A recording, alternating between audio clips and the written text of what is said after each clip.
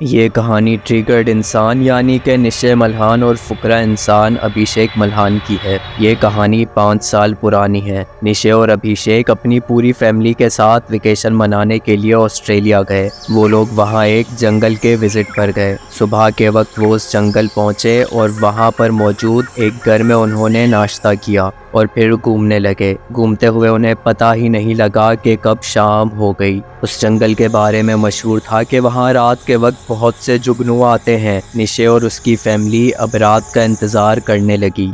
निशे जंगल को एक्सप्लोर करने के लिए बहुत ज़्यादा एक्साइटेड था। उसने अपना कैमरा उठाया और अकेले जंगल की तरफ जाने लगा। निशे को अंदाज़ा नहीं था कि ये कितना घना जंगल है। निशे आधे घंटे तक जंगल में घूमता रहा, लेकिन जब वो वापसी की तरफ गया तो उसे एहसास हुआ कि अब वो रास्ता भूल चुका है। जंगल में बहुत अंधेरा होने लगा और निशे की जंगल को एक्सप्लोर करने की एक्साइटमेंट बिल्कुल ख़त्म हो गई थी। वहाँ बिल्कुल खामोशी थी और सिर्फ तेज़ हवाओं की आवाज़ें आ रही थीं। जंगल की खामोशी और अंधेरा देखकर निशे सोच रहा था कि कहीं से कोई जानवर आकर उस पर हमला ना कर दे, लेकिन उसके बाद जो इसके साथ हुआ इसने कभी सपने में भी नहीं सोचा था। जब वो वापसी का रास्ता ढूंढ रहा था तो रास्ते में उसे बहुत बड़ा दरख्त दिखा जिसमें पिंक फूल लगे हुए थे। निशे उसे देखकर वहीं रुक गया और कुछ तस्वीरें लीं।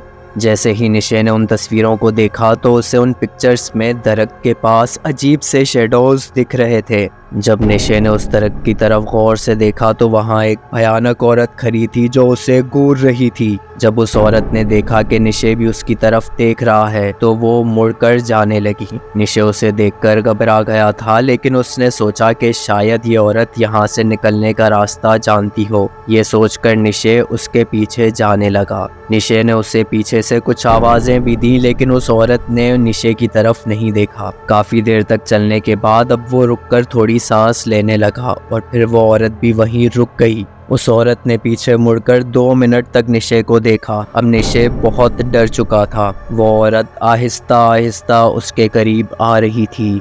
जैसे ही निशे ने उस औरत का चेहरा देखा, उसके पाँव के नीचे से ज़मीन निकल गई। उस औरत का चेहरा बहुत भयानक था। उसकी आंखें पूरी सफ़ेद थीं और उसके सर से खून बह रहा था। जैसे ही वो औरत और ज़्यादा करीब आई, वहीं निशे डर से बेहोश हो गया। जब उसकी आंख खुली तो अभिषेक और इनकी बहन निशे के सामने खड़े थे। उन्होंने गुस्से से कहा कि हम तुम्हें पागलों की तरह इस जंगल में ढूंढ रहे थे।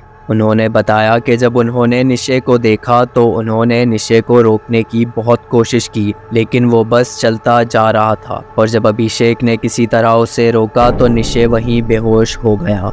निशे को अभिषेक और उसकी बहन की कोई बात ना याद आ रही थी और ना समझ आ रही थी, लेकिन उसका सर दर्द से फट रहा था। जब ये वापस गए तो निशे ने अपनी फैमिली को उस औरत के बारे में सब कुछ बताया और उन्हें उस दरख्त की तस्वीर भी दिखाई जिसमें उसने शेडोज देखे थे। लेकिन जब निशे ने उन पिक्चर्स को देखा तो उनमें कोई शेडो नहीं था। फिर जब रात को पूरी फैमिली जुगनू को देखने जा रही थी तो फिर टूर गाइड ने इन्हें बताया कि सब साथ रहेंगे और कोई भी जंगल में अकेला नहीं जाएगा, क्योंकि जंगल में बहुत से जंगली जानवर और चुड़ैलें हैं जिन्हें बहुत से लोगों ने अपनी आंखों से देखा है।